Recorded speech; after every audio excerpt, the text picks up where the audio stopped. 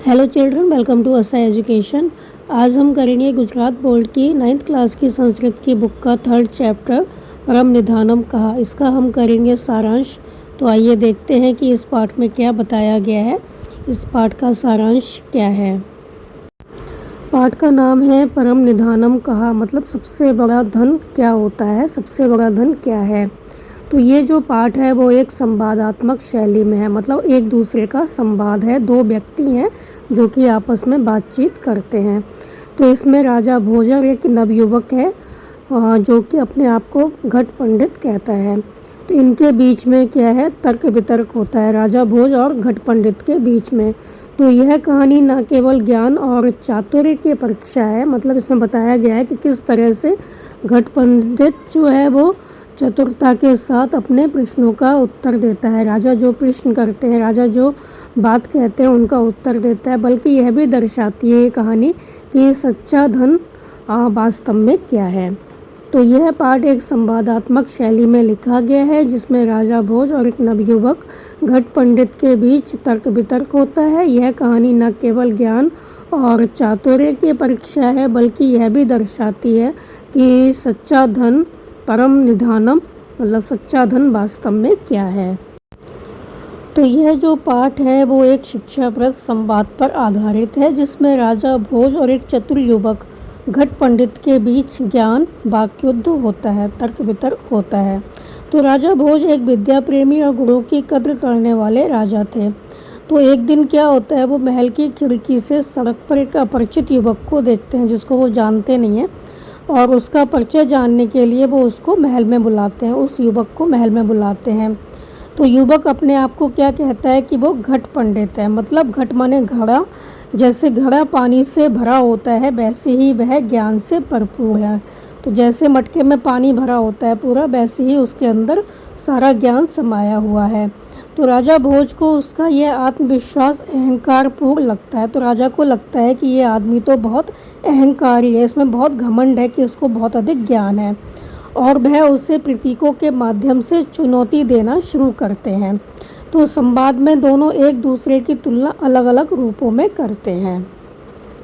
तो किन किन रूपों में करते हैं वो हम आपको बताएंगे, बिल्कुल बाद में अच्छे से समझाएंगे।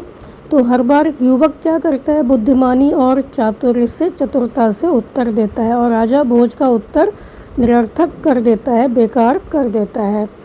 तो राजा भोज जो उत्तर देते हैं वो क्या होता है, उसके उत्तर के आगे कुछ भी मायने नहीं रखता। तो अंततः जब राजा भोज स्वयं को सूर्य कहता है तो युवक कहता है कि वह राहु है, तो जो सूर्य को भी ग्रस सकता है, निगल सकता है। तब भोज कहते हैं कि वे राहु को दान देंगे। तो युवक कहता है कि वह संतुष्ट है और दान की उसको कोई आवश्यकता नहीं है। तो जो व्यक्ति है वो यही कहता है कि यदि आप दानी हैं तो मैं संतुष्ट व्यक्ति हूँ, इसलिए आपका दान देना व्यर्थ हो जाएगा। मैं हर प्रकार के लोभ से रहित हूँ, मुझे कोई लोभ लालच नहीं है, इसलिए मैं आपका दान स्वीकार नहीं करूँगा। तब राजा भोज ये स्वीकार करते हैं कि संतोष ही मनुष्य का सबसे बड़ा धन है, परम निधानम सबसे बड़ा धन है। संतुष्ट व्यक्ति को कोई पराजित नहीं कर सकता। अब हम देखते हैं कि इसमें किस किस से तुलना की है, और राजा भोज की और उनकी आपस में किस तरह से उनका तर्क वितर्क होता है। तो जब युवक ये कहता है कि वो घट पंडित है, तो जो राजा भोज होते हैं वो क्या कहते हैं कि वो मुदगर है, मतलब हथौड़ा है, तो वो मटके को तोड़ सकते हैं। घट जल से भरा घड़ा, मुदगर हथौड़ा। युवक कहता है कि जैसे घड़े में जल भरा होता है वैसे ही उसमें ज्ञान भरा है। तो राजा भोज कहते हैं इसका जो घमंड है वो तोड़ना होगा।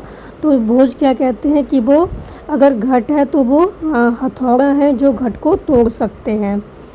तो जो युवक है वो कहता है कि वो अग्नि है, तो राजा कहते हैं कि वो बारिश है। युवक कहता है कि वो अग्नि है जो कि जो हथौड़ा है उसको जला सकती है। तो भोज कहते हैं कि वो वर्षा है जो कि अग्नि को बुझा सकते हैं, इसलिए वो अग्नि को शांत कर देंगे। तो वो जो युवक होता है वो कहता है कि वो वायु है, और जो राजा है वो कहते हैं वो सर्प है। तो वायु क्या करती है, बारिश को कहीं भी ले जा सकती है। तो भोज क्या कहते हैं कि वो सांप बनेंगे जो वायु को निगल सकते हैं। मतलब जब युवक कहता है कि वो घट है तो जो राजा है वो कहते हैं कि वो हथौड़ा है।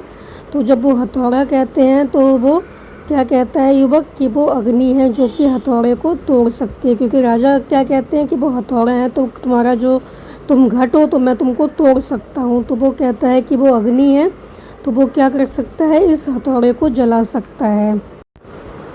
तो जो युवक है वो क्या कहता है कि वो अग्नि है तो जो क्या कर सकता है, इस हथौड़े को जला सकता है। तो जो राजा भोज होते हैं वो कहते हैं कि वो बारिश है तो बारिश करके वो आग को बुझा सकते हैं। तो वो युवक कहता है कि वो वायु है, वो क्या कर सकता है, आग को कहीं भी ले जा सकता है। तो राजा भोज उसकी बात काटते हुए कहते हैं कि वो सर्प है, सांप है, तो वो क्या कर सकते हैं, इस वायु को निगल सकते हैं। तो युवक कहता है कि वह गरुड़ है जो सांप को खाता है। मतलब जब राजा कहते हैं कि वो सांप है तो वो उसको निगल सकते हैं, तो वो कहता है वो गरुड़ है जो कि सांप को खाता है। तो भोज क्या कहते हैं कि वह विष्णु है जो गरुड़ की सवारी करते हैं। तो युवक क्या कहता है कि वह विष्णु के सिर पर विराजमान मुकुट है। तो भोज कहते हैं कि वे मुकुट की शोभा देने वाला फूल है। तो अब युवक क्या कहता है कि वो भौरा बनकर उस फूल पर बैठेगा, अपने आप को वो कहता है कि वो भौरा है और भौरा बनकर उस फूल पर बैठ जाएगा। तो राजा भोज क्या कहते हैं कि वो सूर्य है, सूरज है, और सूर्य के अस्त होते ही क्या होगा, फूल बंद हो जाएगा और भौरा उसमें जो है वो बंद हो जाता है। तो भ्रमर, भौरा और सूर्य जो है वो राजा अपने आप को कहते हैं कि वो सूर्य हैं और तुम भौरा हो अगर, तो अगर तुम फूल पे बैठोगे तो मैं सूर्य हूँ, मेरे अस्त होते ही फूल बंद हो जाएगा और तुम फूल में ही बंद हो जाओगे। तो जब राजा ये कहते हैं कि वो सूरज हैं तो जो युवक है वो कहता है कि वो राहु है। तो राजा भोज क्या कहते हैं कि वह अगर राहु है तो जो कि सूर्य को ग्रस सकता है। जब वो ये कहता है तो भोज कहते हैं कि वह राहु को दान देंगे ताकि उसका घमंड समाप्त हो जाए। तो युवक क्या उत्तर देता है, अगर तुम दान दाता हो तो वो संतुष्ट है, वो किसी की और किसी के दान की उसको आवश्यकता नहीं है, उसको कोई लोभ लालच नहीं है।